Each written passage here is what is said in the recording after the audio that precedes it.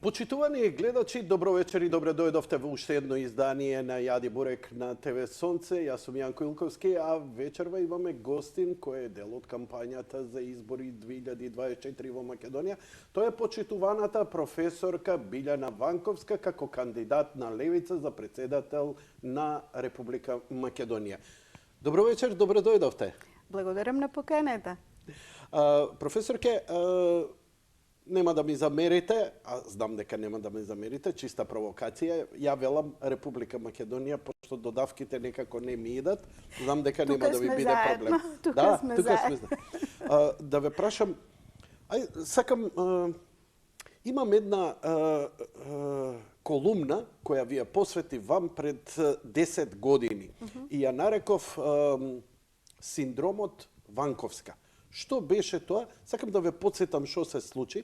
Тоа беше кампањата кога Иванов го освои вториот мандат и вие не влеговте во трката. Но беше многу интересно, следев колку огромна имавте поддршка од јавноста на Фејсбук. Илјадници. Значи тоа беше абнормално. Ја викам професорка ќе растори. Нами со Трендо комунициравме, вика ќе растори. Трендо вика, не знам, вика, не се ослони на Фејсбук, абе гледај колку лајкови. И вие тогаш се охрабривте, земавте сами. Знам дека сами земавте кредит. Поправете ме ако грешам. Тргнавте сами да идете по овие по центри каде што ќе се гласа и така натаму и на крај на целата таа поддршка од тие илјадници не успеавте да ги соберете потребните гласови. Ја тогаш го коментирав, викам, кампањата е сиромашна без Ванковска заради вашиот начин на изразување и така натаму, заради жештување на дебатата и така натаму. Мене ми се допаѓаше вашиот израз и беше добро да ги тресете, што се вика, ако ништо друго, да биде интересно да се гледа. Но беше многу поучно за мене колку социјалните мрежи лажат. Значи, ја не зборам дури ни ботови, туку луѓе со име и презиме. Како не, ја ќе гласам за вас, тргни во тоа, ќе те поддржам. Никој. Дали се сеќавате за ова? Дали сум во право? Дали имате коментар вака? Да, се сеќавам дури од таму, не од вас лично, туку генерално имаше некои други коментатори кои па баш и не беа среќни да јас влезам во кампањата, па потоа почнаа со подбив да викаат Фејсбук председателката. Значи беше, мислам дека ме подценија со тоа што мислеа дека јас се ослонувам на лајкови. Значи, иако пред 10 години социјалните медиуми не беа ова што се сега. Значи, сега, знаете, до пред известно време мојата собствена мајка ми каже, аман ќерко не губи време на тој Фејсбук. Јас си велам, мамо, генералниот секретар на НАТО пишува на Фејсбук, на Твитер, на Инстаграм. Значи, веќе целата и светска политика вие ја следите преку сите важни личности се на социјални медиуми. Се зборуваме за едно друго време во Македонија, во кој јас помалку беше тоа фрлање предизвик ракавица до јавноста, сите интелектуалци ве молчат, земјата оди во дното и така натаму, каде се плашат. И јас на вистина на полушега го напишав тој статус. Ајде, ако во рок од толку часа собереме 3000 лајкови, ќе тргнам. И знаете, ја не очекував дека во тоа време може да се собере 3000 лајкови. Се собраа и за пократко време. И многу повеќе, памтам. И повеќе, и сега се доведувате, сте дале јавно искрен збор. И сега си велите, не може да речете пупу не важи. Почна ми се јавуваат новинари, професорке, значи создаде едно такаво вознемирување. Ова е цел докторат или магистарска? Јас тогаш сакав дури отпосле, нели, книга да напишам, што значи да човек кој е независен, без партиска инфраструктура, поддршка и се тргне, а тоа е уставно право, нели? Секој од нас може да гласа, ама и да биде гласан, да биде биран. Не сум направила никакво зло, никаков криминал, сум го искористила демократското право, некој може да ми се подсва, некој да вика браво на храброста. Меѓутоа, јас држејќи се до зборот, значи јавниот збор те обврзува, дури и во таква ситуација, свесна дека шансите ми се никакви, реков во ред. Првиот чекор е поднесување на она барање до ДИК кој го однесов во архивата и така натаму. И тогаш и упатив апел за волонтери. Значи, мене ми се собраа 20 млади, претежно луѓе, кои не се познаваа меѓу себе.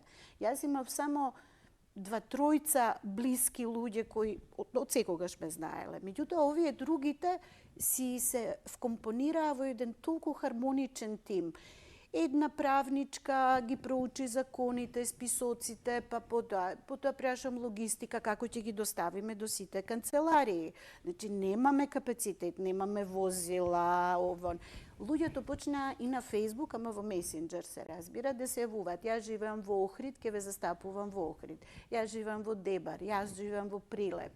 Ќе дојде мој човек, ќе ги земе, вози камион или... Значи, најразлични методи. И ви се најдоа, реално? Ми се најдоа. Браво. Значи, сега да се вратиме на денешниот момент, кога ова го правевме заедно со Левица, дури Пасиев директно ми рече, професорке, па вие чудо сте направиле тога. Знаете ли колку работа има, затоа што вие морате тетратките да ги подготвите. Оваа држава е толку неспособна што не обезбедува, значи таа ќе даде налог на канцеларијата во ДИК, отворете ги канцелариите, ќе собира тој, таа и таа, нели, овој пат. Ние мораме тефтерите да ги однесеме. Лично и лично да ги земеме. Значи ти мораш да имаш овластен на нотар. И тоа е една цела таква административна збрка која јас ја испливав и бев многу горда дека значи во првиот чекор не ми рекоа во ДИК не може ни да собираш подписи. Без оглед дали сте на левица, десница и така натаму, фактот дека вие успеавте е добар за Македонија. Луѓето Мислиме за денес. За денес. Веќе сме денес. Затоа што без оглед што иако вас ве поддржува левица, вие не сте партиски човек. Вие цел живот сте своја интелектуалец, сте ги искажувале ставовите. Ставовите не ви се ни за милиметар променети она што сте го збореле 15-20 години, што го збогати конечно политичкото милје во Македонија да излеземе малце од колосек. За жал, не сте независни, за жал, зборам, затоа што но и на Запад веќе тоа се изгуби. Ако немаш ти партиска структура зад себе, многу тешко. Па и левица, крв проплюка, што се вика, патики искина да станат она што се денес. Сигурно. Нели? Ете, дури и во таа... Се извинувам, тоа крв проплюка во смисла на маката, нели, една партија покрај двете мејнстрим да малце се позиционира кај нас. Тоа дека не сум се променила во некои клучни точки, ние имавме едно долго и многу добро гледано интервју, ако се сеќавате 2008 година кога во Букуреш пропадна обидот на Македонија да влезе во НАТО. За жал го немам тоа, ми го избриша газдата, тоа е едно од најдобрите интервјуа во мојата кариера. 2 сата бевте брилјантни. Час по анатомија направивте тогаш. Зошто не сме во НАТО, дали треба во НАТО и така натаму. Се сеќавам, јас живо се сеќавам. Не, за жал, ама ние двајца сме сведоци дека тој мој став за НАТО идентичниот кој го зборувам и денес кога сме членка во НАТО, што значи јас не можам да излезам од своја кожа, не можам, реков, мене зборот ме обврзува и не го сменив. Значи има некои и политички, и идеолошки и етички ставови кои човек мора да ги држи. Јас ги имам. Левица ги препозна како блиски до себе, а мене левица ми е драга од самото нејзино создавање. Јас бев еден од оние луѓе што се потпише во тие 1000 потписи за формирање на партијата. Не станав член, ама како поддржувач, значи како граѓанин. И сме сега на иста бранова должина. И пред оној обид за кој го спомнавме пред 10 години. И сега, верувајте дека мојата главна така желба беше токму ова, да го растуриме жабокричина што се собрала во општеството. Се едно, исто препакувано. Значи, една мантра на НАТО, ЕУ, реформи... Па не е веќе дебата. Па не е дебата. Не е дебата. Не е дебата ако немате некој да ви рече, не, јас мислам поинаку. И тогаш го сакав тоа, го посакав нормално, не ни планирав да одам многу далеко, ама реков само да се најдам на тоа заедничко столче и да можам да кажам нешто поинаку. Овој пат истата желба ни беше и Апасиев како што најави и го имаме најдобриот кандидат кој ќе растури на дебати. Иронијата е дека сега се молиме воопшто да се собереме 7 мина за да има дебат. Има надеж на една телевизија, ама не сите. Дали ќе бидеме 5 мина, дали 6 мина, 7 нема да бидеме. И ќе видиме сега нешто прават обиди, ако некој не се попишмани. Бидејќи се случува она, да речам, она дихотомија, знаете, Македонија црно-бело, наши, ваши, она резка линија каде што левица не се вклучува и каде што јас не припаѓам. И затоа вие велите као независна дури ме гледате на извесен начин. И да, левица е опозит и на едното и на другото со собствен пат. Дури тие си фрлаат ракавици меѓу себе, јас те предизвикувам, ама само тебе на дуел. И другата страна возвраќа, знаете за кого зборувам. Мислам дека тоа е отсуство на демократска култура, демократски сенс, затоа што особено па ние кои доаѓаме од академската заедница. Ако на студентите им предаваме за демократија, па има нешто што се вика делиберативна демократија, каде што демократијата не е само процесот на гласање, на денот на гласањето, туку дискусијата, како се доаѓа до јавни политики, до национални прашања, како се решаваат, дека поважен е патот отколку самото, значи битен е и патот како доаѓате до одлуките. Например, Преспа. Ние тапнаа од озгора, никој не праша, ни фрлија солзавец и шок бомби и така натаму, и ни река ова е најдоброто решение. Ние не можевме подобро од ова.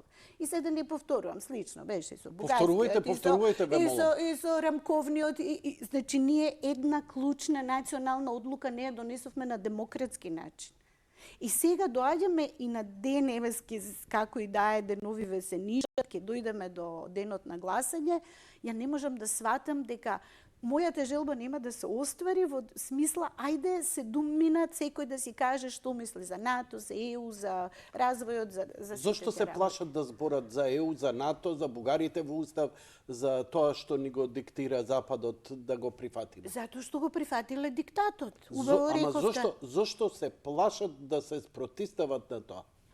По вас, ме интересира. Видете, дел од нив веруваат во тоа. Во ред. Значи, тоа е легитимно, ако се едноставно идеолошки така заблудени, вака со како на конјот кога му ставаш да не гледа ни лево ни десно што се случува, туку да си оди по тој пат. Океј, и тоа е нека легитимна позиција, нека си тераат. Јас гледам на сите 4 страни на светот и гледам драматични промени. И сега, тоа ми е и работа и тоа го предавам. И сега кога сум на политичка сцена, моја должност е да кажам дека светот се менува. И сега тие, знаете, јас се обидував многу од кандидатите, доцна излегоа со со изборните програми. Знаете што значи вие сте веќе во кампања, немате изборна програма или таа не е достапна? Мојата беше уште од првиот ден и на англиски и на македонски ставена. И јас и Таравари бевме единствените кои си излеговме подготвени. Овие другите зборат на бини, нема каде да видиш на што се обврзава. Сакате можеби и на англиски да ја збориме? Можеме, само да не ги збуниме. Може ли вака една, бидејќи гледам за све се збори, председателски кандидати зборат за локални, социјални и економски проблеми, што ми е нонсенс, дури не е ни ингеренција на председател. Председателот треба да ги има некои повиши, да речам, хумани, демократски процеси во државата, да ги потикну и така натаму. Но сметам дека треба да биде крајно информиран за тоа што се случува во светот. Никој скоро не дека не знаат, но ја мислам дека повеќе има страв за да не се замерат со големите центри.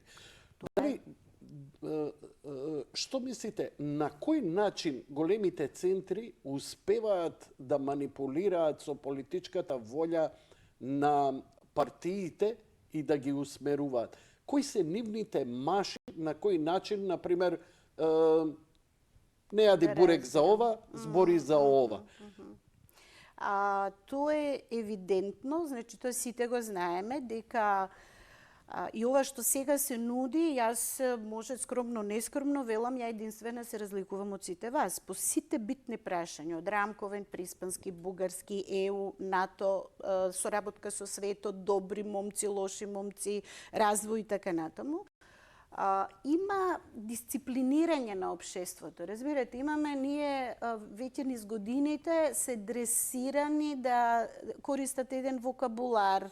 Ако го сменат, тоа е екстремно, тоа е радикално, тоа некој ќе ве стави на црна листа или дури сега има Црната листа. Добро, тоа е една тоа маша. е една маша, да. Ова спонтано го кажав, не мислејќи на таа црна листа, ма во право сте. Меѓутоа има сега, оно што ме вџашува е дека има невладени организации кои, знаете, сега во време на кампањата одат и на јавен сервис и на други телевизии штетни наративи. Штетен наратив бил тој кој зборувал, ја намалувал довербата на граѓаните во институциите. Што сакаат тие? Ние да им бидеме ЕПП и да ги фалиме, браво. Институциите што им носевте тефтерчиња? Институциите кои не можат ни тоа да го обезбедат. Апропо на муавет. Имено, а сега да не зборуваме за правосудството, значи сериозни, значи критичкиот ум на критичкиот интелектуалец тие го контролираат. И потоа полесно е да си фатите страна. Значи, хејтот и притисокот не доаѓа од партиите и институциите, доаѓа од тие невладини преку социјалните мрежи, каде што лично, по име, презиме, па се чепка фамилија и се прави притисок и човек малце тешко се носи со тоа. Во ситуација да ве обвинат за говор на омраза, па да има лов на вештерки, а сега дури се зборува и за овие вистинските црни листи кои не сакајќи ги спомнав, дека не само заради корупција, туку и заради нелојалност кон геополитичката агенда на Западот. Така што ја не би се изненадила еден ден да се најдам на таква листа, ама не ми пречи. Во Шкотска, само што го усвоија законот за говор на омраза преку социјални мрежи, 2000 кривични пријави се поднесени. Несватливо е, значи, дури и самото општество е таму веќе извадено од памет и реагира, а вие се безмилосни. Дури и писателката J.K. Ролинг на Хари Потер, која за gender oriented вика, ја признавам само два пола, за тоа ќе одговара не само казна, туку и затворска казна и се заканува. Знам. И се тоа е кризата на тој Запад кој ни го продаваат како земја на слободните, на храбрите, на тие сами себе се негираат. Ама тоа е, нели е тоа процес, професорке, леле, кај отидовме, а имаме програмата да ја ама кој имаш време, знаеш како мене вашите ме притисне од штаб, ми рекоа професорката нема време, вика брзо тере го. Има, одлично. А знаеш ја колку време имам? Лентата ми е 4 сати, вака, врти тој. Добро, ќе скратиме кој ќе треба, имаме. Добро, во секој случај, знаеш како, се обидувам да го перцепирам тоа, зошто Западот, кој беше синоним, знаменосец на демократија, почна сам себе да се јаде. Дали затоа што почна да произведува тие некои тоталитаристички методи кои ги имаше истокот, па сега он ги употребува, или самата демократија ентропира во себе. Океј, ако даваме слобода на говор, даваме слобода и демократија им даваме на маргинални заедници и одеднаш маргиналните заедници стануваат побитни. Па тоа е, знаете, кога на малцинството му давате да доминира во мнозинството, без оглед по која основа. И тоа е загрозување на демократијата. Сега, ние што сме, да кажеме, случајно мнозинство, по било која основа, дали е тоа религиозна, дали е тоа идеолошка, боја на кожа. Сега ти треба да на Запад да се срамиш што си белец, например. Или ова, било кој твој личен идентитет. И сега, ако си во делот на мнозинството, ти треба да клекнеш на стадион, да се извинуваш, мислам, тоа е, знаете што, кога тие сега зборуваат дека истокот се тие недемократски Кина, видете, овие, оние, Тие не гледаат дома што си направија. Идеалите на она просветителство, на ерата на слободата, кој нели либерализмот ја носи на светската сцена, зборам историски. Тие си ги изедоа собствените вредности. И сега овие примери што ги зборуваме. Значи имате листа на забранети книги. Тоа е нов мекартизам, тоа е нов лов на вештерки на сите што се политички неподобни. И што е ова? Кон нова кристална ноќ ќе чекаме да ги палат на постат? Изгледа. Споменици се рушат затоа што, види, у тој период он бил сумњев, ајде го рушиме. Не разбирам. Ние и не пораснавме, се зборам, може би малку и генерацијски сме повозрасни од некои други, за да знаеме дека ние политички комесари имало во бившана држава. Ама ги завршиле некое време кога почнува либерализација. Така. Сега нам не се враќаат политички комесари од Запад. И да, преку невладени организации, како рековте вие, наративот да не е штетен наратив. Имате дури и израз, вчера одговарав на едно прашање на една таква организација која зборува за малигни. Значи малигно е она што е канцерогено, така? Што е животто загрозувачки. Ме прашуваат за странски малигни влијанија, јас да умрам од смеа. Велам, после 30 години на странски влијанија од Запад, вие барате сега со Боринче да најдете некој друго непријателско и малигно. Не може ништо да провирае овде од ова влијание. Ама затоа што грантовите им се од таму. Грантовите, ама знаете, спомнавме невладини, меѓутоа мислам дека е ред и некои медиуми, значи не сите, и секој изгледа е веќе во ситуација да се изборува за своето парче слобода, да го каже она што може. Јас бев шокирана кога една позната новинарка, уредничка на позната телевизија, разговара со Христијан Мицковски, кој го приказнава не е битен заради поентава, туку тој нешто кажува како ќе прави партијата, да речеме околу бугарите во уставот, и таа му вика, ама знаете, вика, дека американската амбасадорка рече вака и така, а знаете дека без благослов од американците вие не можете да формирате влада. Ја истото му го имам речено пред 4-5 години овде во емисија. Сметате ли дека можете да бидете на власт во Македонија без замина од странците? И ми се спротистави. Како уопште ме вика волјата на народот да ја ништиш? Ама не, како дојдовме до тоа? Сега тука се чудам како ние постепено изгледа дури не сме свесни кога поставуваме такво прашање, како може Ванковска, ние сме си се веќе дефинирале дека и сваќаме дека е нормално ако американците кажат како бе Ванковска ќе биде председател кога е таа против НАТО. Тоа значи дека ние веќе сме прифатиле дека сме под туторство. Мене ова веќе ме потсеќа, искрено да ви кажам, бидејќи го живеевме и јас и вие тоа, многу ме потсеќа во времето на железната завеса. Пази го наративот, дали си запад или исток, значи нема помеѓу, ова е нова студена војна. Нова студена војна ние имаме. И сега пази што збориш, мислам, ја не можам да го прифатам, едва и чекав тоа да заврши. Не можам ни јас. Затоа и не можам да се приклонам на... Значи, не можам да се приклонам, искрено да ви кажам, сега веќе ова разговор, ја ви се извинувам. Не можам да се приклонам на Русија, не можам да се приклонам на Америка. Сигурно, имам критички ум и можам за некои работи да кажам да прифатам таму дека е добро, овде дека е лошо. Не можеме да осудиме цел народ, дека е геноциден, дека е злосторнички, дека е ваков и таков. Ние можеме да зборуваме за елити, можеме за некакви центри на моќ, за национални интереси што ги дефинираат вака и така. Ама вие да мразите народ, да речеме, еве ќе кажам отворено, ја рускиот народ не можам да го мразам како народ. То се толку милиони луѓе кои се разликуваат меѓу себе. Тоа е чист фашизам. Да мразиш сега, народ. Значи, лепиш мразам американци, мразам британци, мразам грци, мразам бугари, мразам руси, мразам кинези. Кој год да го дојде. Имено. Тоа е дното на општеството. Вклучително, еве, јас си носам оваа шемијава палестинска околу себе, меѓутоа должна сум да кажам дека јас чувствувам таков голем респект за оние што се израелци, евреи, било каде во светот, кои сочувствуваат со лошата политика, односно се против лошата политика на нивната влада. Значи, ние не можеме во исти калуп да ги ставиме луѓето и не можам да разберам дека некој може да води и државна политика на база на омраза. и да ми каже овие се добрите, овие се лошите. Затоа велам и во мојата, еве да се вратиме на програмата, нели она што велиме ќе го разговараме, тоа е, нека ми изборат дека е тоа идеализам. Јас сметам дека нивните приказни за одење во Европска Унија која ќе не храни и така натаму, дека е тоа поголем идеализам од ова ја што го зборувам.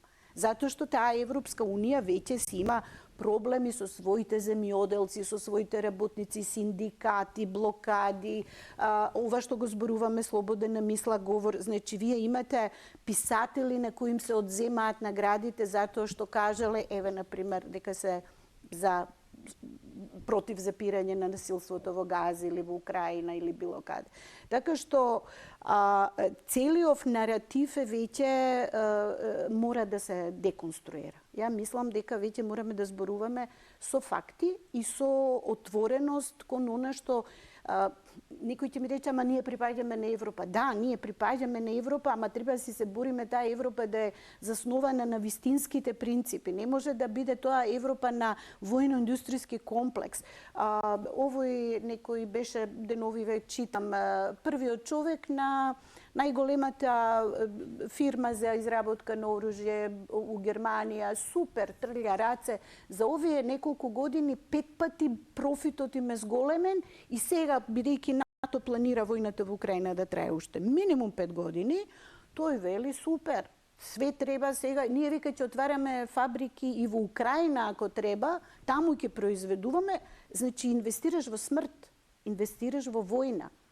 Сега, мојава теза е, ајде да разговараме за примирје, ајде за запирање на непријателства, ајде ние да разговараме за пријатели. И не може некој да ми го допира здравиот.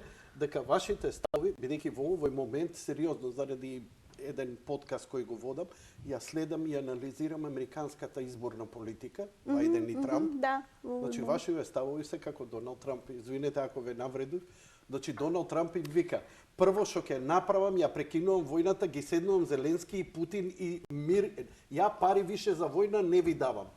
И сега имаат проблем таму човеков, бидејќи каков таков он е бизнес, вика не ми се исплати војна. Сори, дечки. Ама тоа, Јанко, тоа е идејата на Европската Унија, дека мирот и зоната на мирот се гради преку економска соработка кој ќе ги измешаме взаемните интереси за, нели, да има за сите, па ќе тргуваме. Тоа беше целата идеја. Како завршивме во војна, не знам. А за Трамп ќе ви кажам, ова сега кога ме доведовте до ова и еден мој добар пријател кој е исто и лево ориентиран интелектуалец, познат Хрват, Жарко Пуховски, години наназад, уште на првиот мандат на Трамп, кога го прашува што мислите и тоа, вели, Трамп е лоша вест за американците, може меѓутоа добра вест за светот, бидејќи ова заради мировниве иницијативи нема да доведе до Трета светска војна, додека демокративе може да забегаат. Гледаш, ние, народов, повеќе сака менаџери кои менаџираат ситуација. Имаме проблем, нема храна, окей, ќе произведуваме храна. Значи, овие другиве решаваат, например, се сеќавам вест. CNN, наслов пред едно 7-8 години. Кина ја освојува Африка. И сега тоа е драматична вест. Драматична вест, да. Мислите како ја читам, сега се обидувам да разберам што е. Отишле у Танзанија, отишле ваму, отишле таму, отвориле рудници, со владата договориле доживотно 50-50, инфраструктура, пристаништа, патишта, ова, она, ваму и таму. Американската политика, Клинтонови, Обама и така натаму, паркира носач на авиони. Чекај сега, мислам, тој африканецот не размишља дали е тој американец или кинез. И не треба да размислува. Он гледа, треба да што ми нудиш. Така е. Овој му нуди носач на авиони. Добро, страшно е, стварно. Страшно не е. велам дека не, ама овој пат ти нуди развој, ти вика од ова што ти не можеш да го сам искористиш, ке вложиме во... И сега војната индустрија, најголемиот противник на Западот е Кина. Најголемиот проблем. Зашто? Економски. Да, затоа што Кина расте економски, технолошки, а не го прави тоа со носачи на авиони и со отварање на бази. Па сега, И сега ајде проблем вака. им е, Трамп им вика, бази затварам, бе, дали сте нормални, колку пари ни се одлеваат по бази? Сега да се вратиме на приказнава пак, повторно ќе вратиме Европска унија. Значи, јас си предавам европски политички систем со Ајде, години молам, едно наназад. кратко И предавање. така, нема да биде Може и кратко, Одлично. зашто е жално е како заврши. Целава приказна од тоа после Втората светска војна, научени лекции, никогаш да не се повтори, нациите да се спојат.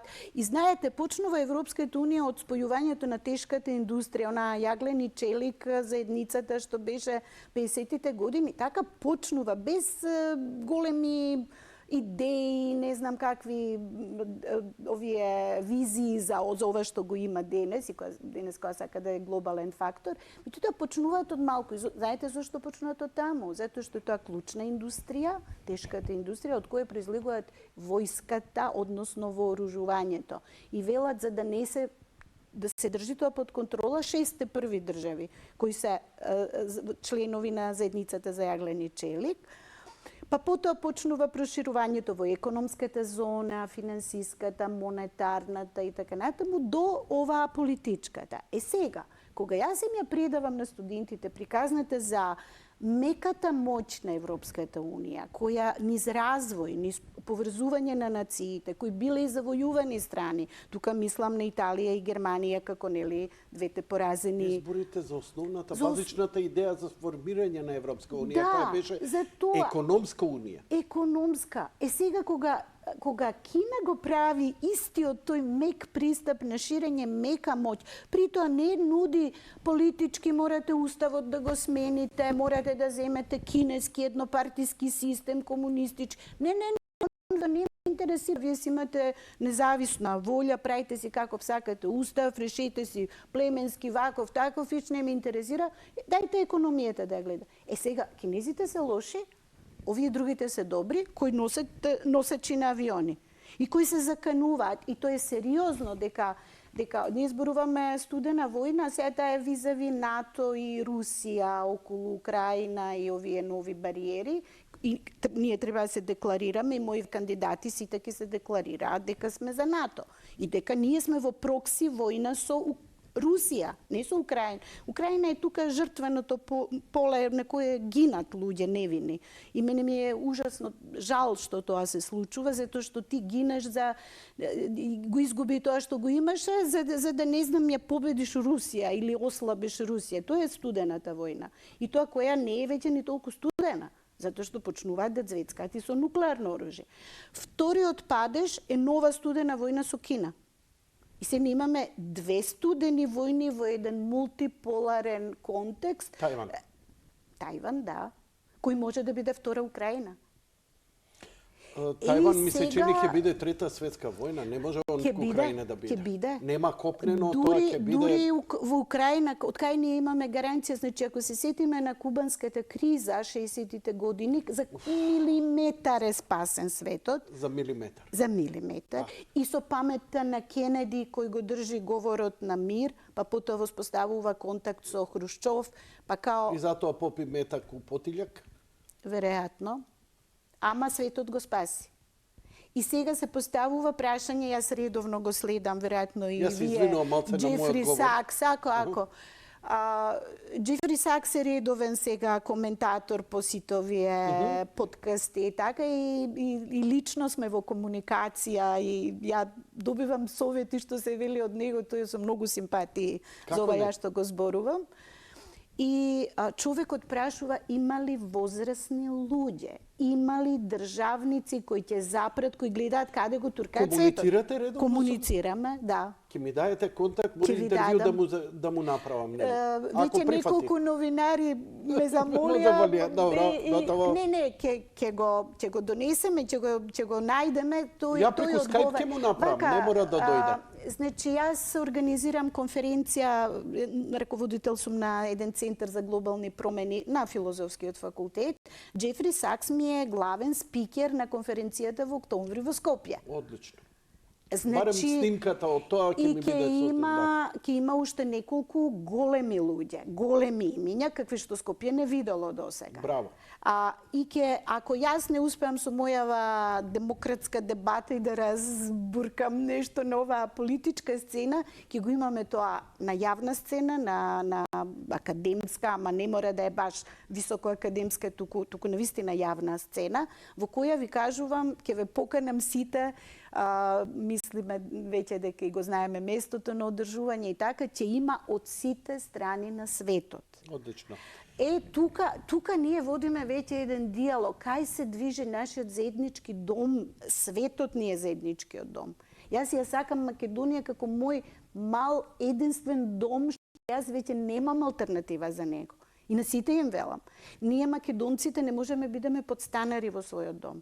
Попуштај, прст, два прста, рака, до лакт, до каде ќе одиме со попуштање? Секој нов изборен циклус кога се прави коалиција, значи одстапка на страна на македонците. Сега се префрлив на друга тема, ама од тука тргнуваме. Она што се случува на запад за ЛГБТ, за трансджендери, за црнци, за боја на кожа и така натаму, ние го имаме овдека на политичка сцена само на едно, каде што малцинствата добиваат поголеми права. Ако се Ова е тиранија на малцинството. Значи, јас сум за исправање на историски грешки и така натаму. Ама секогаш е тоа оправдание за таква нешто. Ајде зборуваме искрено. Утре ќе ве уапсат за овие ставови. Ако нека ме апсат. Ја во Левица, кога зборувавме дали ми треба обезбедување, реков не сакам джандари. Да, морам да признам дека сами дојдовте овдека, ми изненадивте пријатно. Да. И не користам таква работа. Ми велат, ама професорка, ова е Македонија, каде што не председатели им се има случувано, знаеме што, а вие сте некој што така вознемирува. Се сеќаваш на Улов Палме, како се шеташе? Не се секирајте, вие ќе победите нешто, нека ми се случи, мене вие победувате. Малку шега. Работата е во тоа што да, мора да се зборува за да се вознемирува. Сега една од работите е што оваа дома се само цензурираме и јас веќе довде ми е, да ви кажам право, не можам веќе да молчам. Мојве против кандидати ќе мора да молчат заради идните коалиции. Ја не морам да молчам. Дури и да е безгрешно НАТО, дури и да го сакаш НАТО, добро е за него да има контрамисла. Па сигурно. Значи лошо е и дури и поддржувачи на НАТО ќе ја губат поддршката кога разумно ќе викаат чекаме како не смеам да речам ништо за тебе. Ама чекајте какво вака сега, како? Значи едноставно гледај сега, кога се распадна Југославија, кога се распадна системот, сега почнуваме да препознаваме, ама у тоа време имавме барем храбро, ќе го искритикуваме Тито, ќе се одлежеше нешто. Барем во подоцнежното, да. Сега не можеш да искритикуваш ништо и никого. Точно е. Па имавме рок-н-рол сцена која знаеше да биде бунтовна. И да биде политички провокативна, какви песни пишуваат, така е. Ние немаме едни рапери малце нешто провокативно, нешто да кажат. Има по некој, ама така не ги пуштаат на главните мејнстрим медиуми, така што таквата мисла е многу субверзивна. А камоли книги, камоли да видиме дебата некоја? Не, тоа е она, нели на англиски, сега да не употребуваме такви збори, ама го знаеме како канцелирање. Ке те откаже, ке те избрише, едноставно нема ти даде допир со јавноста да го прошириш тоа што го мислиш. Видите, ја отворено признавам дека сум по мој идеолошки прозападен тип, проамерикански, заради моите приказни и така натаму. Добро, и тоа е окей, Изи Райдер и све. Ама, знаеш, изјава да читам дека странски амбасадор вика наблюдуваме дали ќе има странско влијание. Немам зборови. Фала ви за грижата, не знам што да кажам друго. Не знам и ја што да кажам, ама некои работи веќе мораме да ги кажуваме. Значи, еве затоа и ми е драго дека имаме ваков отворен разговор. И тоа НАТО за кој велиме треба да се критикува. Како да не критикувам, дојдам од една од најсиромашните држави во Европа, по статистика, по се. Со најнизок ова степен GDP, BDP и така натаму. А со најбрз пораст на воени трошоци и издатоци, затоа што ние се тркаме. Го имате тој податок, не знаем тоа. Ние имаме најголем раст на трошоци воени. Значи, оние 2% што ги они поставија уште на тој Велшкиот самит, кога ние не бевме членка, сега ние го достигнуваме, а во вкупниот тој удел, онаа распределба, нели има за плати, за одржување, за ова зона, во делот на оружјето и набавката, ние имаме за 34 пати зголемено за овие 4 години. И сега они ми слават мене 4 годишнина.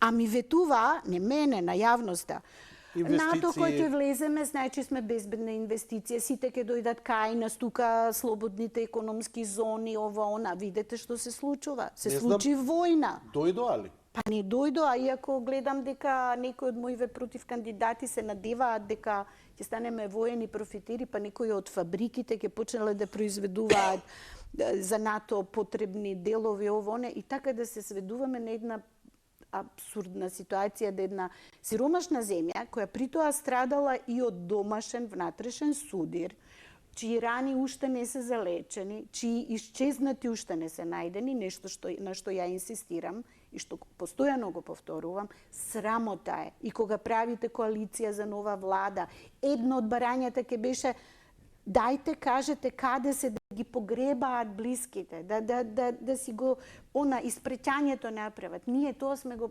турнале некаде. Као, ај, гледај напред сега, ние сме, we are НАТО. И вие многу силно го повторувавте ставот дека злосторство против човештвото не застарува, без оглед што ние ги амнестиравме злосторствата врз мавровските работници. И се случи од Советот на Европа, оваа Дуња Мијатовиќ на заминување комесарката за човекови права, го повтори истото, сите се направија дека не го слушнаа.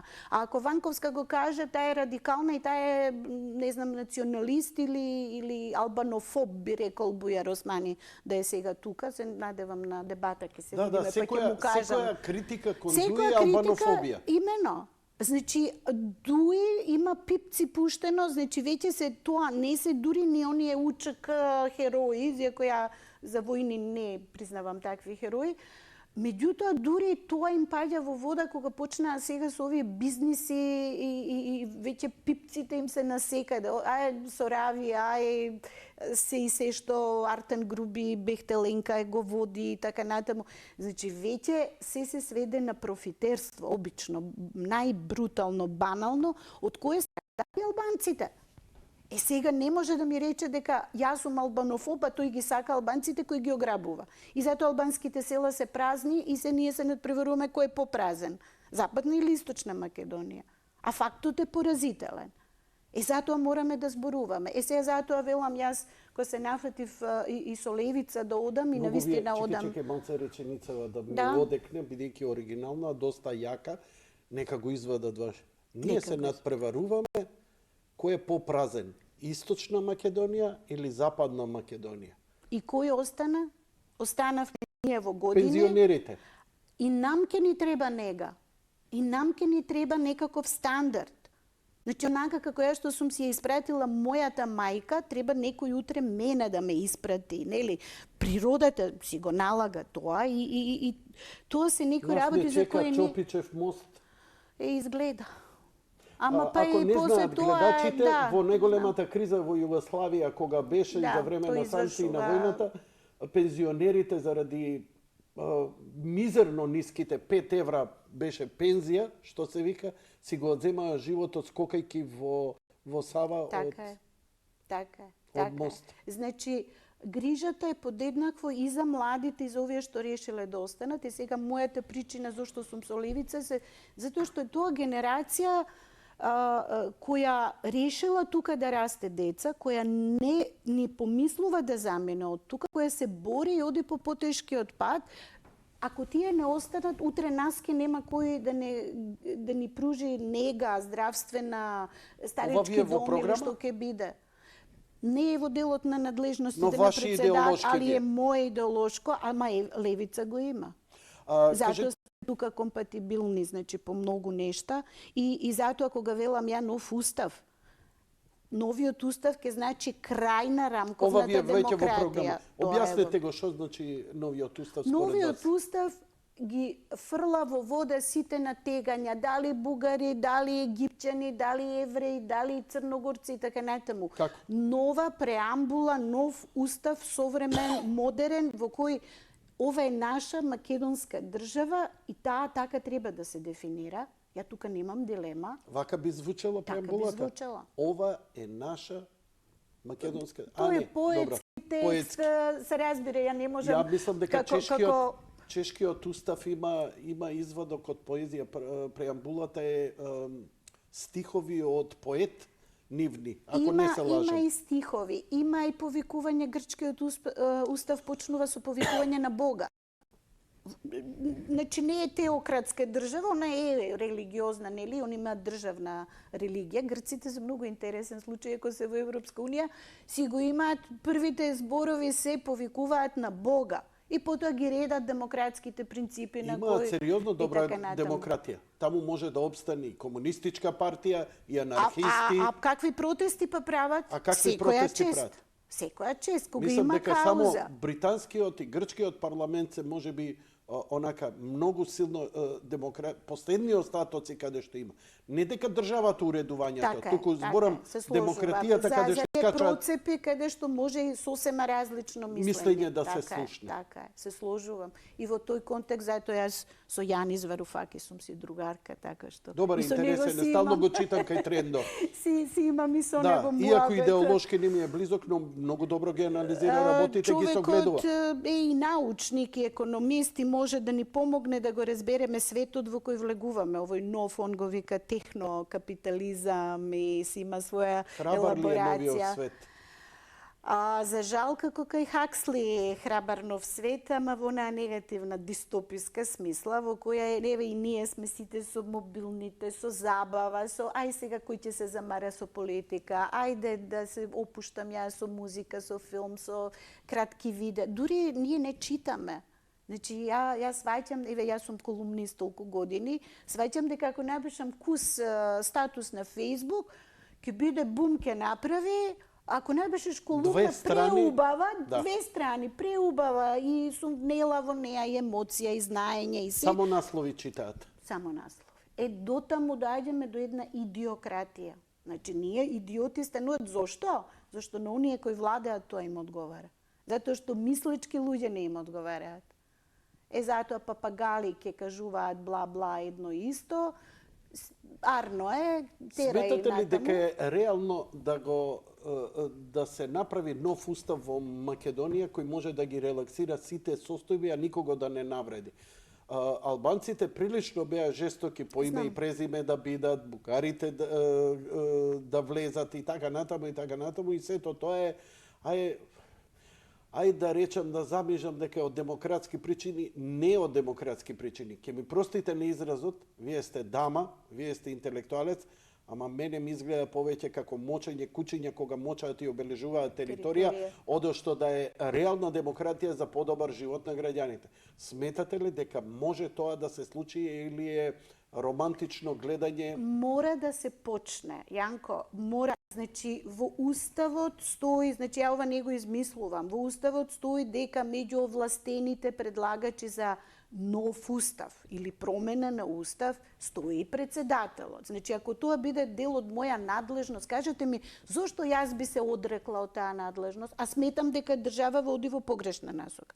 Дека овој устав е крпеници, дека веќе не се чита, затоа што вие кога го читате на почеток, почнувате од преамбулата и потоа таму вика, а не, преамбулата е сменета, читај таму на крајот Карма каша. Немаме прочистен текст на Уставот, затоа што веќе е тешко, зборувам правнички, не можете да го следите. А камоли како обичен граѓанин да седнете, да видите што ни пише Уставот, што ни гарантира и така натаму. Се е карма каша. Има најголем број на амандмани, во различни прилики, под различни притисоци, последната Асном не го избриша, името не го избриша, а сега бугарите ќе ги довеа. Затоа велам, крајно време е за нов устав и ова не е само мој став, интересно. Значи, јас веќе го кажав, Ману организираше научна конференција по повод 30 години на Уставот од 91 и се собравме сите што знаеме нешто за таа материја, значи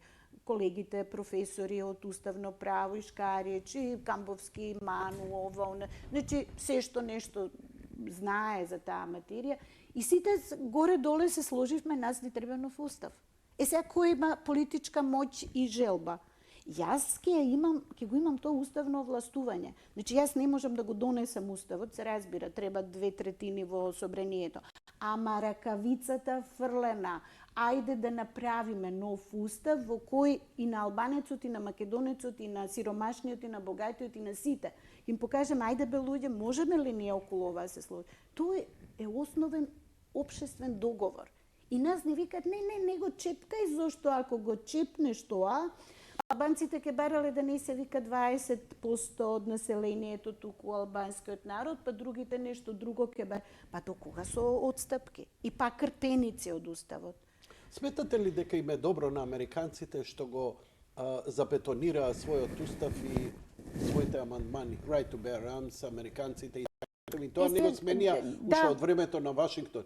Дали е па тоа добро да биде така крут и цврст и викаат тоа не е основата на демократијата? А знаете каде е таа можност да флексибилно... Не е фабричка грешка, туку силна... Го парафразирам Фрчковски. Фрчковски, добро, тој ја направи фабричката грешка. Тој ја направи. А не се извини, не се извини. И дури после излезе дека уставот бил причина за војна. Ајде ве молам, како може устав да биде причина за војна? Тоа е... Нели.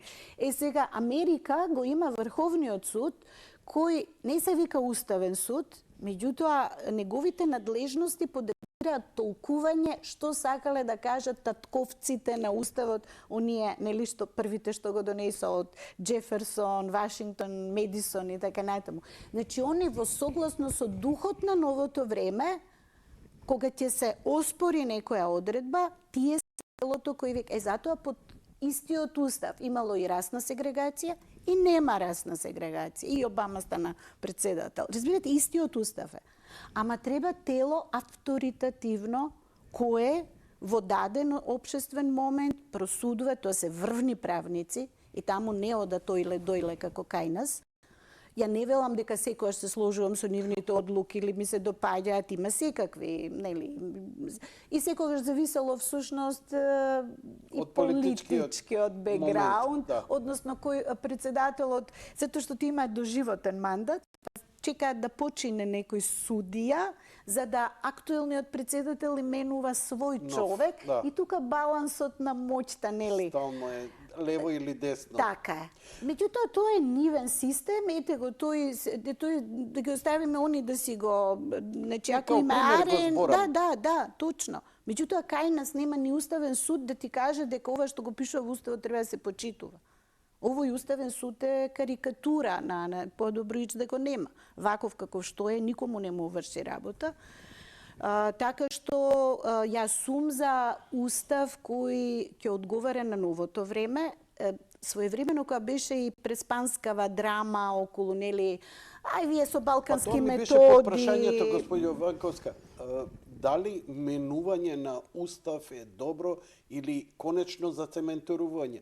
Нели ви го дадов примерот на американскиот кој не се променил стотици години, видите, има устави кои имаат така наречена вечна клаузула во која вели републиканскиот облик, избори и така натаму се вечни норми. И тука не чепкаме. Значи, друго може да чепкаме, ама овие темелни принципи не ги чепкаме. Има и такви. Сметате дека е тоа добро кај нас? Па може да е добро со тоа што видите, оваа дебата сме имале на академско и интелектуално ниво со мојата сега против кандидатка Силјановска, која предава уставно право, и кога бевме заедно во фронтот против Преспанскиот договор и кога зборувавме, нели, има една клаузула во самиот Преспански договор дека е тој неотповиклив и такво нешто глупо подпишале нашиве, нели, во Преспа, односно во Нивици. Идејата беше дека една генерација, нашата генерација, имали право вечно, за веки веков, за нашите деца или внуци после 50 години да им донесе устав и да рече овие више не смеете ни ја да му смени. Јас сум тука малку за да се поразговара за тоа, зашто секоја генерација има право и на, разбирате се, да речем, утре дојде вештачка агенција, како нов предизвик. Okay. Нели, и сега прашањето на регулирањето на тоа, однос, сега веќе одиме нека Исак Асимов. Одлично, Асимов знам, барем трите закони на роботика не заштитија, нели? Токму така, значи и сагата за Foundation сага и така. Како не, и да ја гледаш серијата. Има веќе 2 сезони, трета очекуваме. Затоа излезе Асимов од Кјубриковата 2001 кога Хал покажа кога ги утепа овие. Што? Не прифаќам ја, века, првите закон на роботика. Значи, ние ја живееме иднината и дури Европска унија размислува нели околу регулација на тие прашања. Добро. Ние овде уште се занимаваме дали бугарите, дали овие и дали ќе сме оделе во ЕУ. Мислам, кога сме застанати во времето? Знаеш што ми дадовте идеја? Сега ми дадовте идеја, не знам, Левица, ВМРО, СДСМ, 2155, ја уште жив, терам јади бурек, ми доаѓа лаптопот, ми отвора и со глас на Стивен Хокинг, добро вечер, Јанко. Добро вечер, господине вештачка интелигенција, еве вие се кандидирате за председател на Македонија. Кај е вашата програма?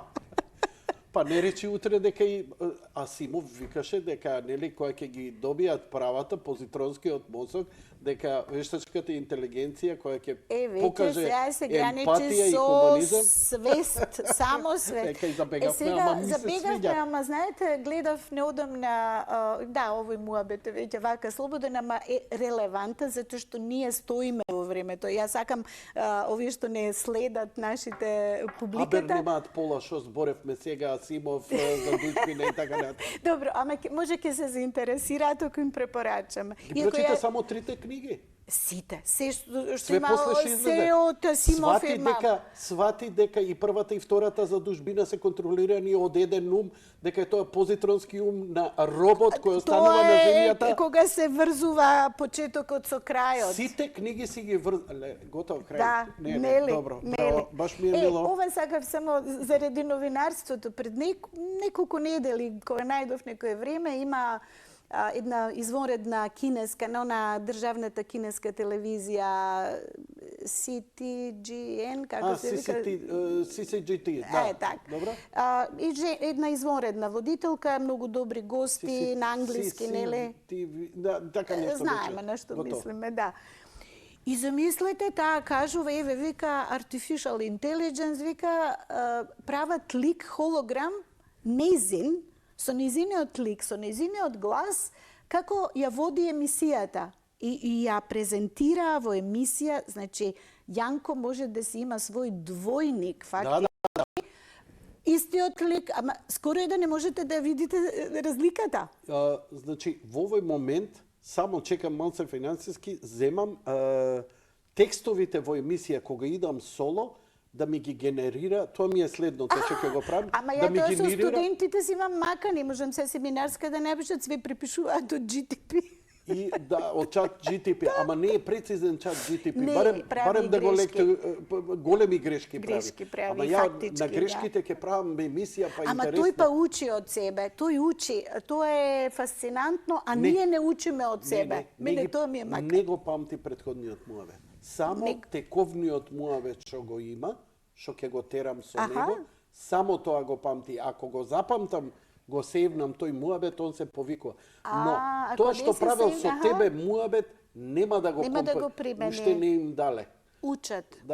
Учат од терминатор. А ние стоиме во место и се расправаме за овој разговор наш е важен затоа што народов пензија. Ние уште се бориме за минимална пензија, имаме најнизок стандард. Народов не може да скрпи крај со крај. Народов трча да иде у маркет кај што е најефтино. Ама ние се бориме за народот да му обезбедиме онаа што зборевме у Танзанија, оваму таму. Па извинете сега, не убаво е да кажеме ние сме европска држава, европски вредности, ама ако ти немаш леп, тогаш каква европска вредност е тоа? Каков европски контекст е овој? И ние џабе, мислам, јас немам никаков комплекс кон европјаните и мислам дека не држат во колонијална една зависна позиција во која она Балканец станува погрдно, па никош дури и ние сами себе се мразим. Тоа е срамота да кажеш и балканци, македонци. Имате само мразечки македонци. Еден од моите против кандидати кажа се кандидира за европски председател. Па нека оди со Борел, нека се бори, а не со Ванковска. Еден одмор само му посакувам со британци у било кој резорт, Па да видиш како ќе смени мислење. Што викаше покојни Младенов, вика, 2 пати идам у исто место у Турција, вика, прекрасно првата година. И вика, убаво си поминав, идам втората година, вика, испокарани тие, вика, нелюбезни персоналот, што е ова? Не можеш да разговараш, вика, ба те пцуе, па ти фрла, вика, што е работа? Британци им биле. Газдите дошле, се смениле, а? Туристи. А туристите се смениле. Туристи, виделе со кого си имаат работа, ги збудалеле.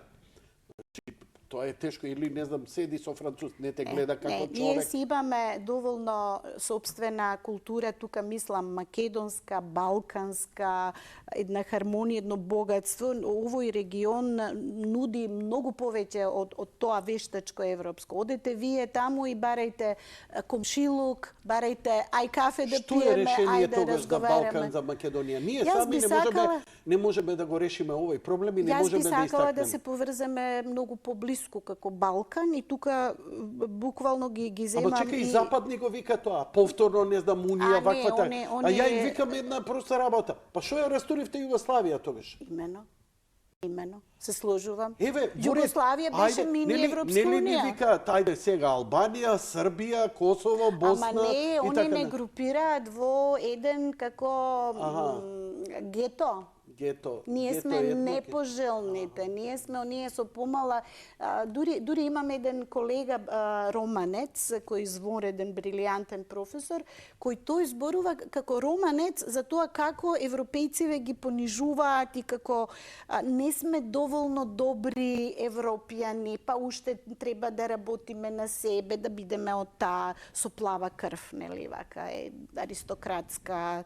Тоа се колонијалните сили, ве молам, мислам, ја не можам да им простам ако тие немаат добле за себе да зборуваат како е Белгија и колку милиони конгоанци потепа за да бидат и чува во зоолошка и во зоолошка градина, така е, кога ние сме имале каква таква култура и чувство на емпатија, на солидарност. Ај провокативно. Ај да ги зезнеме, ај да формираме, да ја направиме Македонија наместо република реалистичка. Да формираме, од кај ќе најде крал ќе има тепачка кој да биде крал. Дедо Стефан ќе го круниса. Некој ќе му најдеме од ова и ќе го ставиме. Имаше на почетокот на современа Македонија, нели? Па ќе ги зезнеме сите, пошто гледам овие што се све со кралски фамилии, чајат па добро помина, барем финансиски. И грците има, нели, па заглавија во онаа криза, па им секна и пензионери ова она подцрка луѓето. Неколку пати напоменувате дека може да се ревидираат, раскинат или препишат Охридскиот, Преспанскиот договор. Кажете ми малку повеќе за тоа. Ова се најболните, најпипавите теми. Територијалната поделба, Охридскиот договор, договорот од Водици, договорот со Бугарија.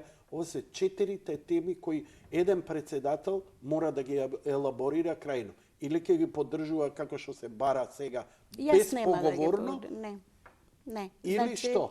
Што е алтернатива и как? Пак се вратам. Едната патека води преку нашиот конститутивен акт Устав. Затоа што ако нас Охридскиот ни го ставија во Уставот, Преспанскиот ни го ставија во Уставот, сега бараат и бугарите да влезат, значи се е врзано со тој акт. Ако ние застанеме и донесеме собствен, независен, на суверена држава. Јас сум суверенист, ако сум интернационалист. Јас си го сакам цел свет братски ми е, што би рекол Рацин, ама сум суверенист во смисла дека дома на најблиското место што ти можеш да имаш демократија и слобода и социјална сигурност, достоинство. Затоа викам ја достоинството на нацијата го враќаме, тој е мојот слоган, да достоиш, да обстоиш, да се држиш до тоа што ти е највредно. Тоа ми е Илинден, Асном, сите жртви дадени за оваа држава. Не можам јас да дозволам во име на некакви си, ај може би некогаш еден ден, фрли го тоа и се го менјаме уст. Не, значи тука е темелот.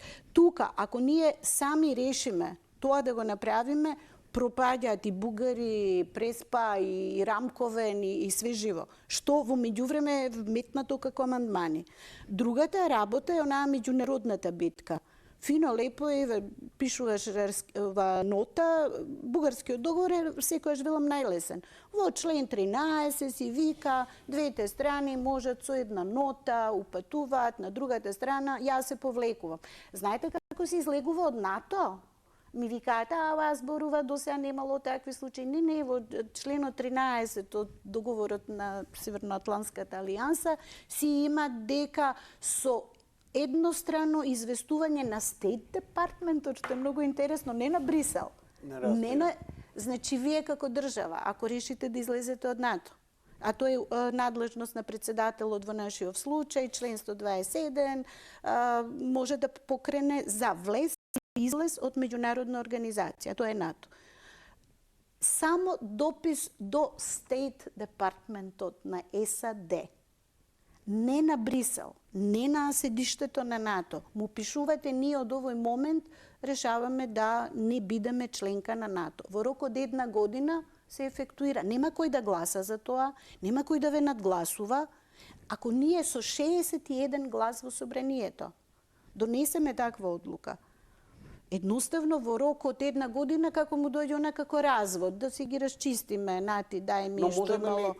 Вака, не ми е многу проблем за тоа за НАТО, но проблем ми е преспанскиот, проблем ми е бугарскиот, проблем ми е охридскиот кој требаше да ги релаксира работиве. Тој ги релаксира и доста му е 20 и кусур години. Доста, веќе до овде, од охридскиот. Добро. Не можеме нови генерации деца да растаме на охридски за кои тие и не знаат зошто се гинеле луѓе и каде се тие луѓе и сите се заборавени. Значи доста е. А уште се прославува, уште се глорифицира. Ама немојте на митинзи на против кандидативе одат со знамињата на УЧК. Што е тоа ако не демонстрирање на моќ и на некаков хероизам? Ние сме, не сакам да употребам лош збор за плашливци македонци, па не почитуваат ни сограѓаните албанци, да ви кажам. Ги гледам некогаш на форуми кога се...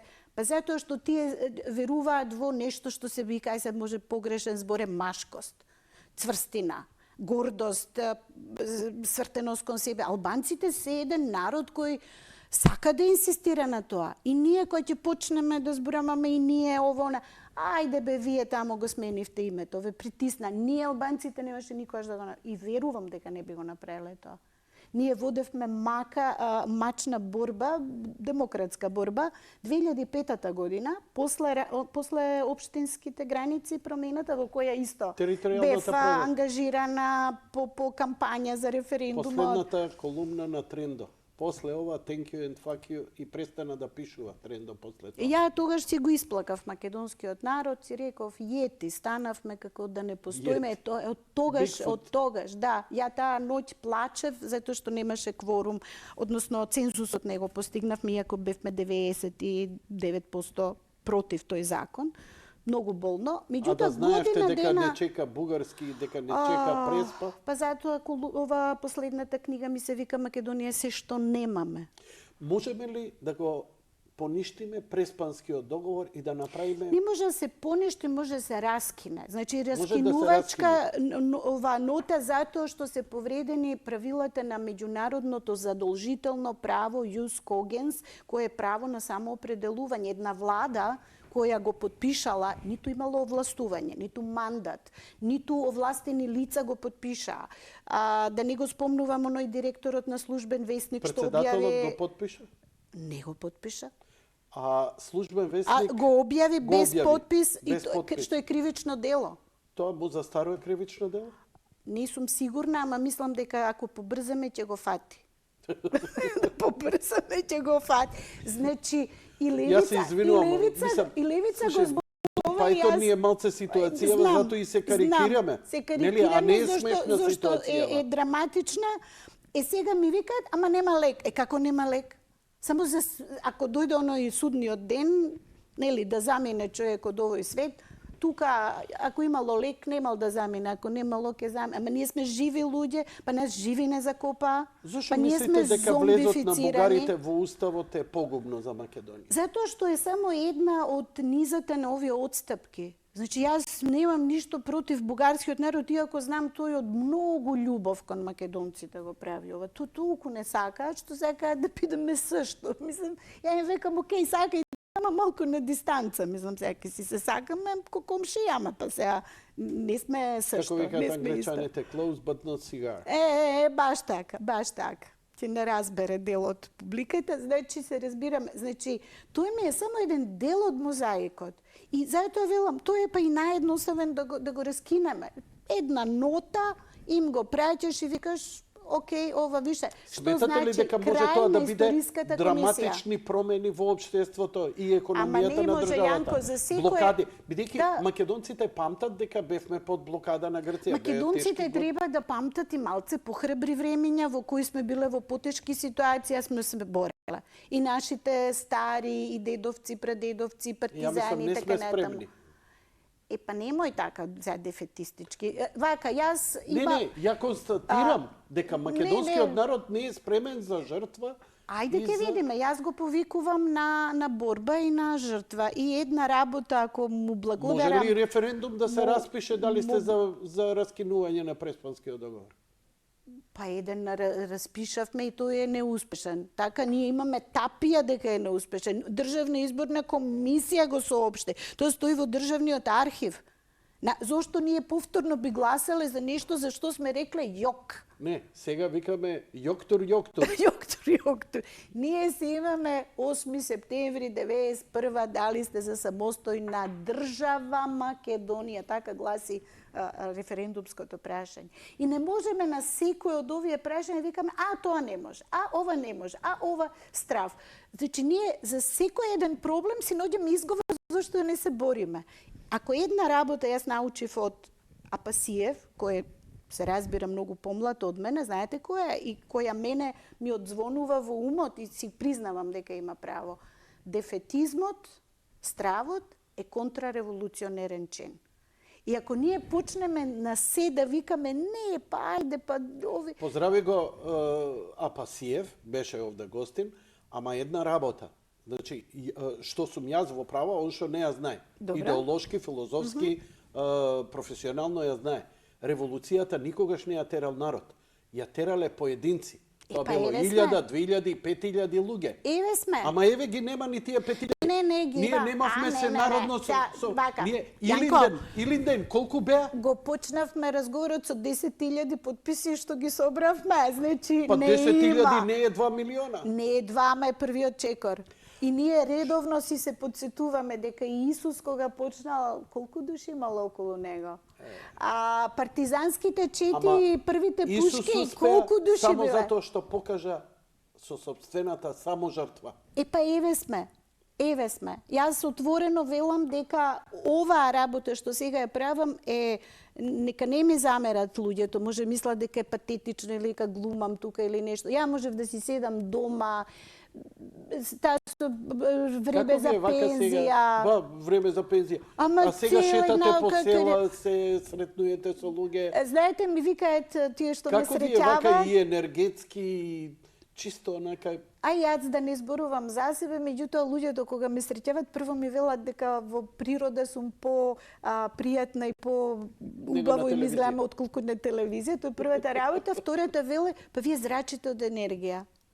Никој не верува дека дури и Левица кога договаравме и правевме плани, професорка ќе издржите ли, викам, гајле да немате, мајка ми до 90 живееше и ја викавме атомска мравка, така што нема гајле, Атомска мравка. Имаме ние енергија генетски. И фризурата ти е за атомска мравка. Извини. Цел живот, Ама добро, тоа трейдмарк е тоа ваш. Што е друго во вашата програма што би требале или би сакале да го истакнете? Видите, во програмата, значи, освен, јас сега и кога разговарам и со оваа можност за ТВ дебата, со една телевизија и така, со уредникот, велам сега немојте оние бла-бла прашања, ја ќе ги назначам најдобрите луѓе во судскиот совет, ја ќе ги ставам најдобрите амбасадори. Секој ќе го каже тоа, секој. Ама никој нема да го каже ова што сега јас го кажав. По овие суштински национални прашања. Уште, ја можам да ви наредам уште неколку работи, да кажем, ајде за дипломатијата. Мислам дека е срамота после 30 и кусур години да немаме дипломатска академија како едно тело кое ќе вади професионални дипломати, да не одат поштари, ТВ водителки, љубовници и така натаму, да одат по амбасадорски места. Значи, тоа е и наука и вештина, на малите држави ме тоа многу важно.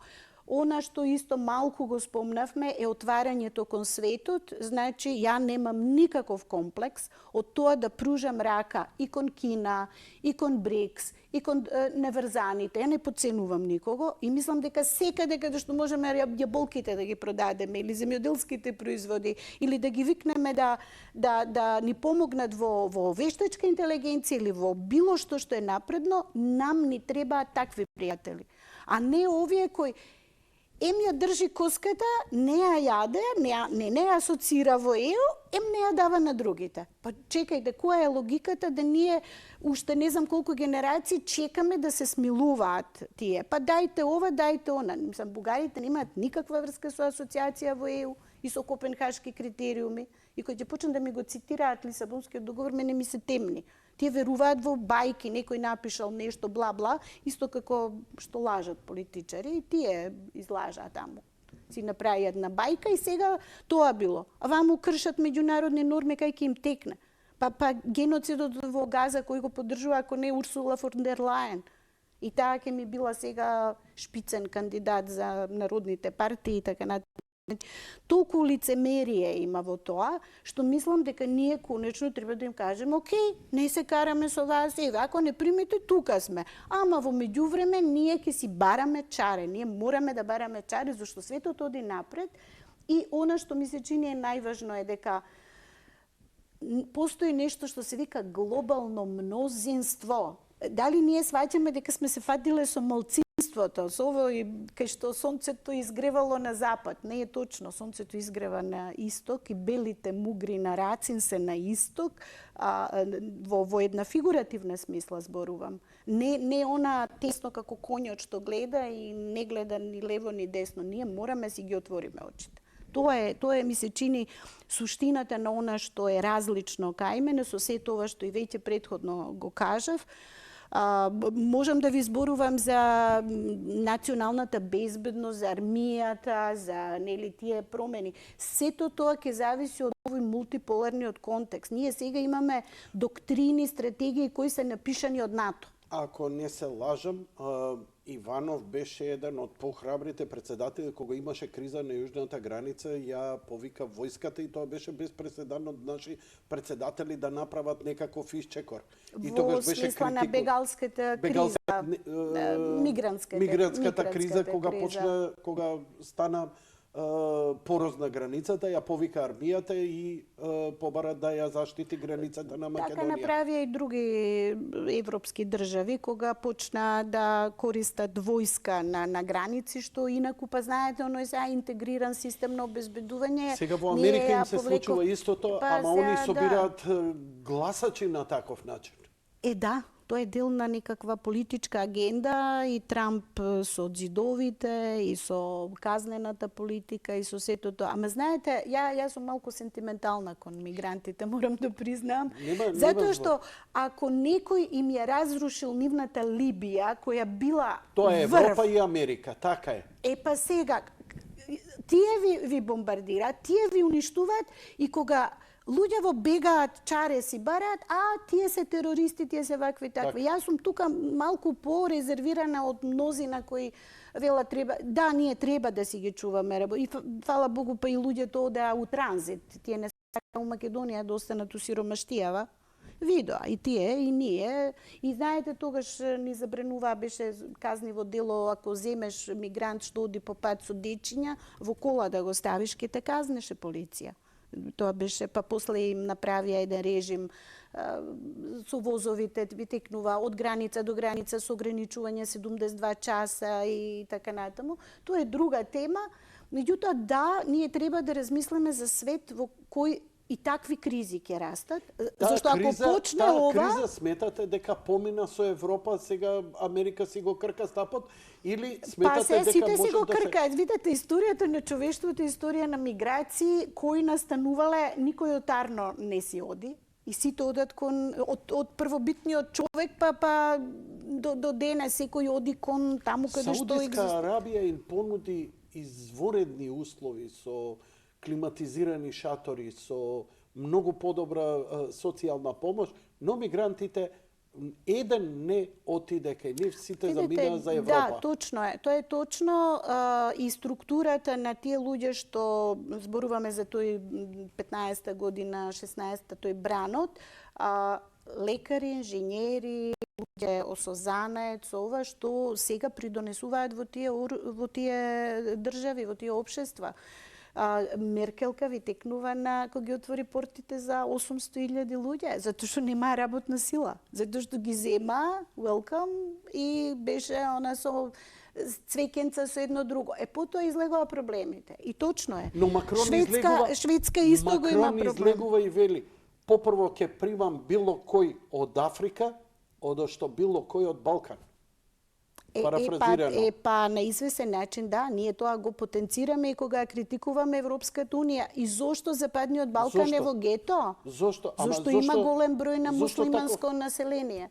Затоа што Европската унија во својот тој славен Лисабонски договор и тие акти себе се дефинира како чисто христијанска, претежно католичанска творевина и така натаму. Сметате дека таа структура веќе се растура на Европската унија? Па мислам дека тие се веќе филијала на НАТО. Тие више немаат свое ја и своје збори. И сега еве кога збориме за... Наскоро ќе видиме британска џамахирија или нешто слично? Па видите, во Британија се случуваат драматични промени со години наназад, нели? И сега Лондон, кога одите, вие не можете... Од Исламабад да го разделите некои делови од овде. Јас бев пред повеќе години во Братфорд, таму има еден познат универзитет, па за мировни студии и така гостував. И имав пријатели, професори со кои нели така се шетавме по градот и така бев малку збунета каде ја всушност се наоѓам. И сватив каква е социјалната, демографската промена во општеството и во сето тоа. Така што тие процеси се одамна. Франција е и колонијална сила, па гледате го само фудбалскиот тим или некој друг, па тоа мешање си ги дава резултатите. Тоа е добро или лошо?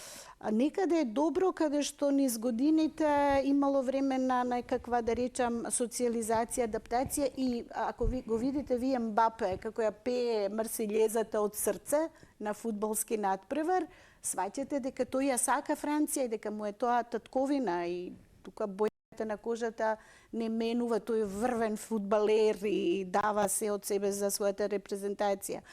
Меѓутоа, ние го немаме тоа. Меркел вели мултикултурализмот дека е мртов. Исто и Камерон го рече тоа. Проблемите што сега ми ги кажуваат исто блиски во Шведска. Шведска, она како ќе излезе како во топ листа над реалиста. Баш, шведски не мири здраво.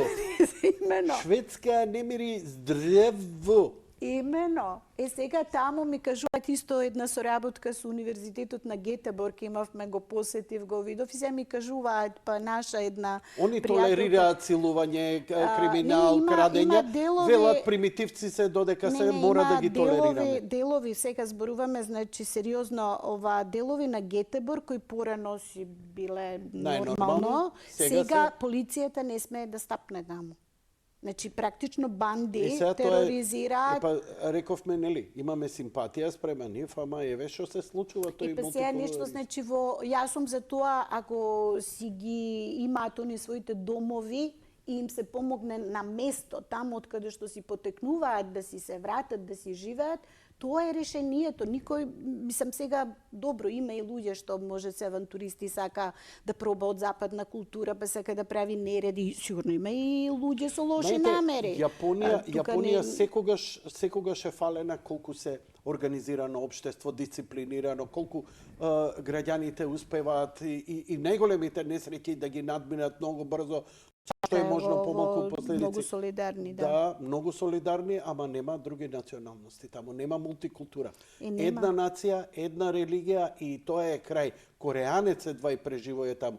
И читав сведоштво на црнец, американец, афроамериканец, кој отишол таму на работа, не те гледаат баш убаво. Па бога ми во Кина.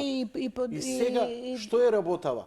А ние, од друга страна, зборите за гетоизација. Ние живееме во гетоизација, ние имаме албански населби, ромски населби. Значи, ние не треба дури и ние без ова веќе го живееме тоа, не ни требаат мигранти. Именно. Ние веќе имаме свој чај на тауни. Имаме свои автохтони, да речам, или националности, групи кои традиционално. И дури велиме дека ако гледаме назад во историјата на нашите постари, дека си ги знаеле јазиците без државна принуда, се почитувале Бајрам, Великден, Ифтар, ова или она, значи спонтано си одело тоа. Органски. И тоа било органско. Сега дојде овие квотиве и овие демокративе со Европски фронт, и почна хејтот. Почна хејтот. Почна NGO-ата и почна сега вие дојдоа NGO-ата кои требаше да го спречат хејтот пута 10 се зголеми. Па знаете, со принуда не може тоа да го направите. Затоа велам со органски одоздола и работа на тоа. И сега вие не можете на детето дома едно му кажувате, надвор друго, политичариве трето и тие на крај викаат ајде да си бегаме од овде. Госпоѓо Ванковска, ја ве видов, погледнавте на сад, во рете. Ви благодарам за гостувањето. Ја вам ви благодарам. Ако имате некој завршен збор, повелете. Ја од моја страна немам што повеќе да ве потпрашам. Ништо, да ви заблагодарам на љубезноста, имавме една некласична, да речем, некласичен разговор. Јас се надевам дека вака повеќе го задржавме вниманието, отколку јас да рецитирам политички фрази, флоскули. Тоа не ми е ни стил, ни желба, ниту сакам така да ме доживуваат луѓето. Јас сум си онаа што сум била. Гледате дека ни нема големи промени, освен неколку точки што морав да ги потенцирам. И мислам дека пораката од тука е ајде доста се плашиме, ајде доста се плашам од ова, се плашам од она, животот помина. Значи и нашите животи се велам во прашање како ние ќе имаме ли достоинствена старост, а децата помладите па заслужуваат подостоинствен живот и тоа е мојата порака, парола. И велам, дури ако се плашат во некој момент, вашата теза да ја побијам дека македониците не се уште спремни и така, јас велам, само излезете на избори. Само погледнете го ливчето. Ставите и петка на професорката. Толку. Јас сум број 5. Благодарам многу. Почитувани гледачи, тоа беше се за вечерва. Благодарам за вашето внимание. Лека ноќ и пријатно.